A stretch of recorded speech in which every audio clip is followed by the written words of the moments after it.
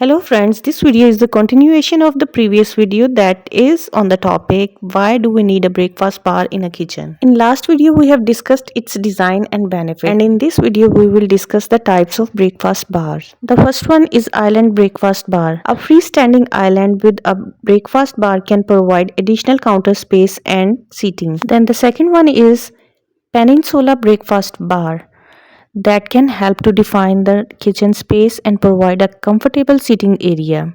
The third one is wall mounted breakfast bar. A wall mounted breakfast bar can be a space saving solution for small kitchens.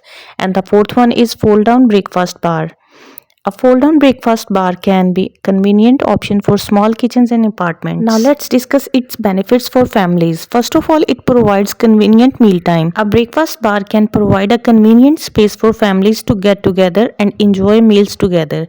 Secondly, it is a homework station. A breakfast bar can also serve as homework station for kids, providing a comfortable and quiet space for studying. And thirdly, there comes socialization. A breakfast bar can foster socialization among family members, encouraging conversation and bonding over meals. It also provides additional seating for guests, making it easier to entertain and socialize. A breakfast bar can serve as a convenient space for serving food and drinks to guests. And lastly, a breakfast bar can create a comfortable conversation area for guests, encouraging socialization and mingling. I hope you would have liked the video and subscribed the channel as well. Stay tuned for next. Also suggest me a topic where I should make a video.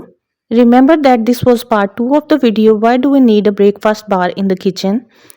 Don't forget to watch its first part.